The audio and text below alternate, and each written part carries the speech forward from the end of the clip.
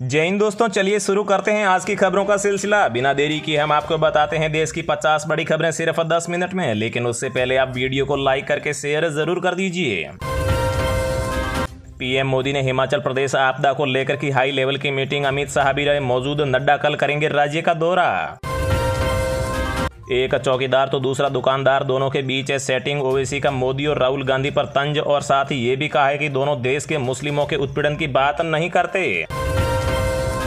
कांग्रेस नेता राशिद अल्वी ने कहा है कि अगर राहुल गांधी अमेठी से चुनाव लड़ते हैं तो स्मृति ईरानी की जमानत भी हो जाएगी जब्त और मोदी गुजरात भाग जाएंगे। G20 समिट में बोले पीएम मोदी, आज पूरी दुनिया में सबसे सस्ता डाटा यूज कर रहे हैं भारतवासी। केंद्रीय वित्त मंत्रालय ने शुक्रवार को बताया था कि देश में जनधन खातों की कुल संख्या 50 करोड़ का आंकड़ा पार कर गई है, जिनमें से 56% खाते महिलाओं के हैं। दरभंगा एम्स की मांग को लेकर गोपाल जी ठाकुर ने राज्यपाल को सौंपा ज्ञापन। बोले पीएम मोदी से जल्द ही कराएंगे शिलान्यास। छत्तीसगढ़ में चुनावी माहौल हो गया है तेज। बीजेपी ने प्रत्याशियों के नाम के घोषित करने में मार लिए बाजी, लेकिन अब कांग्रेस ने सितंबर के पहले सप्ताह में प्रत्याशियों की पहली लिस्ट जारी करने की है घोषणा। बाढ़ प्रभावित हिमाचल की मदद के लिए राजस्थान सरकार ने दिए 15 करोड़ तो छत्तीसगढ़ सरकार ने दिए 11 करोड़ रुपए। राहुल गांधी ने आरएसएस पर लगाया केंद्रीय मंत्रालयों के फैसले लेने का आरोप। कहा हर जगह अपने आदमी रख रखे हैं। राहुल गांधी ने पेंगोंग झील के किनारे की बाइक राइडिंग। आज लेह में मनाएंगे पिता की जयंती।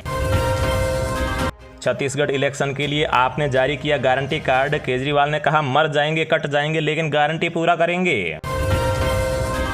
राजीव गांधी सद्भावना पुरस्कार का ऐलान। कौमी एकता में योगदान के लिए वनस्थली विद्यापीठ को सम्मान।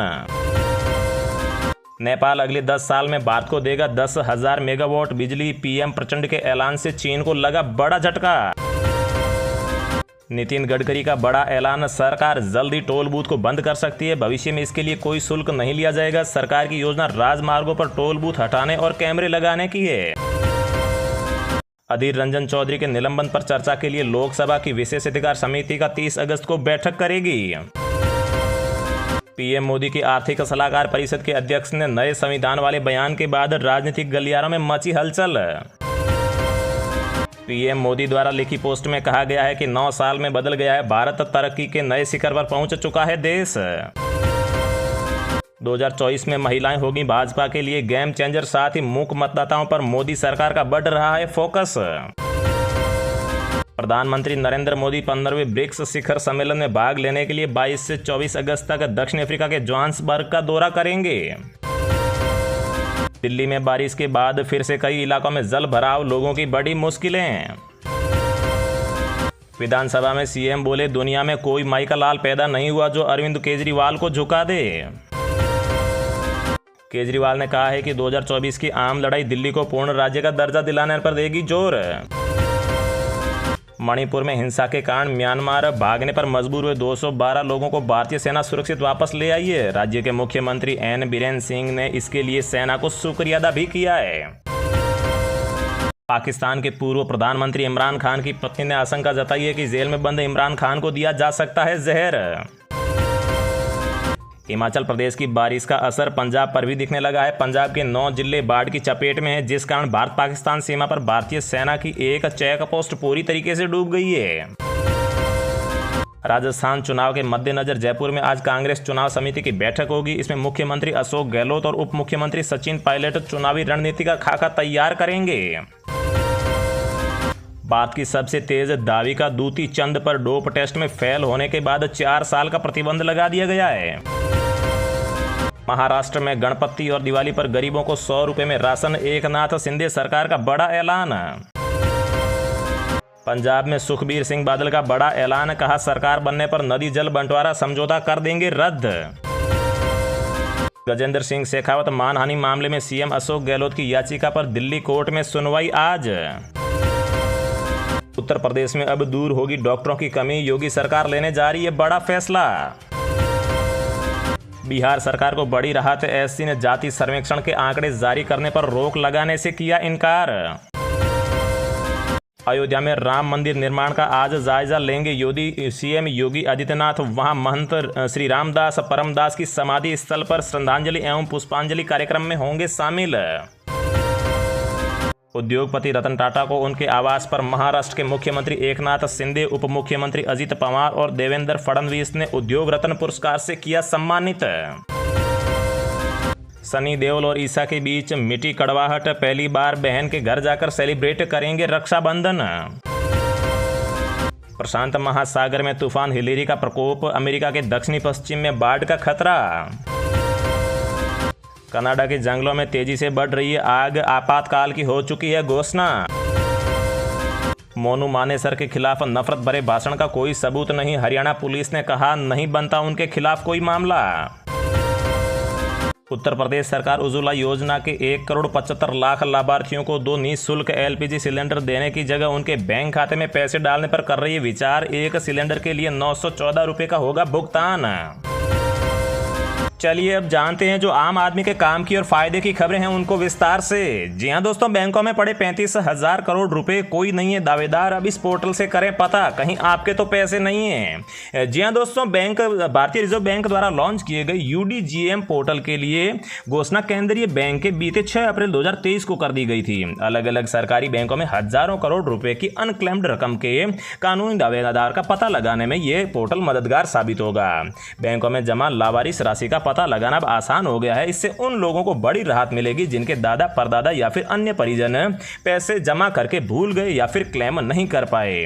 इसके लिए गुरुवार यानी कि 17 अगस्त 2023 को भारतीय रिजर्व बैंक ने एक ऑनलाइन पोर्टल भी लॉन्च कर दिया है। अगली खबर की बात करें तो जनता को मुफ्त गैस सिलेंडर देने की तैयारी में है योगी सरकार, समय रहते तैयार कर लें ये दस्तावेज। जी हां, उत्तर प्रदेश के उज्ज्वला लाभार्थियों के लिए अच्छी खबर है। योगी सरकार उज्ज्वला योजना के 1,75,00,000 लाभार्थियों को 2 निःशुल्क LPG सिलेंडर देने की जगह उनके बैंक खाते में पैसे डालने की तैयारी कर रही है। यदि सब कुछ ठीक रहा तो एक सिलेंडर के लिए 914 रुपये 50 पैसे का भुगतान होगा। लोगों को पहली किस्त इसी दिवाली को खाते में भेजने की योजना है। इसके लिए लाभार्थियों के बैंक अकाउंट को आधार से लिंक कराने की कार्रवाई तेज करने को भी कहा गया है। दरअसल सत्ताधारी दल भाजपा ने 2022 के विधानसभा चुनाव में उज्ज्वला योजना के लाभार्थियों को 2 मुफ्त सिलेंडर देने का वादा किया था। ये होली व दिवाली पर दिए जाने हैं और चुनाव नतीजे आने के बाद 2 बार होली व 1 बार दिवाली बीत चुकी है। ऐसे में लोगों के वादे पर अमल करने का इंतजार है और इधर तेजी से बढ़ती महंगाई और करीब आते लोकसभा चुनाव से पहले सरकार इस वादे पर अमल के फॉर्मूले पर विचार कर रही है। अगली खबर की बात करें तो स्कूटी खरीदने के लिए महिलाओं को ब्याज मुक्त कर्ज मिलेगा, सीएम ने की है घोषणा। जी हां, विधानसभा चुनाव से पहले सीएम अशोक गहलोत ने राजस्थान आजीविका मिशन से जुड़ी 43 लाख महिलाओं के लिए कई घोषणाएं की है। गहलोत ने राजस्थान आजीविका मिशन के बनाए सेल्फ हेल्प ग्रुप से जुड़ी महिलाओं को स्कूटी खरीदने के लिए बिना ब्याज पर कर्ज दिलवाने की घोषणा की है। जयपुर में हुए आजीविका सखी सम्मेलन में सीएम ने कहा है कि फेज मैनर में अब उड़ान योजना में महिलाओं को बांटे जाने वाले sanitary napkin self help group से जुड़ी महिलाओं से ही खरीदकर सप्लाई किए जाएंगे। गांव में 1000 इंदिरा रसोई चलाने का जिम्मा भी अब सेल्फ हेल्प ग्रुप की महिलाओं को दिया जाएगा। अगली खबर की बात करें तो चंद्रयान 3 डीबूस्टिंग सक्सेसफुल, अभी तक है सब सामान्य, स्पीड कम करना है अगली चुनौती। जी हां दोस्तों, भारत का महत्वाकांक्षी चंद्रयान मिशन 3 अपने आखिरी लेकिन अहम पड़ाव पर है। इसरो ने बताया है कि लैंडर की स्पीड उन्होंने कम कर ली है और वह चांद की तरफ ले जाने वाली कक्षा की तरफ मुड़ गया है। अभी तक सभी हालात सामान्य हैं और आगे की चुनौती भी यही रहने वाली है कि चांद पर उतरने से पहले लैंडर की स्पीड कम करें ताकि सॉफ्ट लैंडिंग हो सके। लैंडर और रोवर से युक्त लैंडर मॉड्यूल 20 अगस्त को दूसरी डी बूस्टिंग से गुजरेगा, जिसके तहत इसे एक कक्षा में उतारा जाएगा जो इसे चंद्रमा की सतह से बहुत करीब ले जाएगा। चंद्रमा के दक्षिण ध्रुव पर सॉफ्ट लैंडिंग 23 अगस्त को होने की उम्मीद है। अगली खबर की बात करें तो लोकसभा चुनाव में ये 3 राज्य दे रहे हैं बीजेपी को टेंशन, सर्वे ने बढ़ाई है मोदी सरकार की मुश्किल। जी हां दोस्तों, लोकसभा चुनाव 2024 के लिए सत्तारूढ़ बीजेपी से लेकर कांग्रेस ने कमर कस लिया है। कई सर्वे में बीजेपी के यहां पर नेतृत्व वाली एनडीए फिर से सरकार में आती हुई दिख रही है, लेकिन इस बार उसके लिए मुश्किलें भी कम नहीं है। कई राज्यों में न केवल उनकी सीटें घटने का अनुमान लगाया गया है, बल्कि वोट प्रतिशत भी घट सकता है। एक सर्वे के मुताबिक एनडीए को 296 से 326 सीटें मिलने का अनुमान है। वहीं INDI गठबंधन को यहां पर 160 से 190 सीटें मिल सकती है।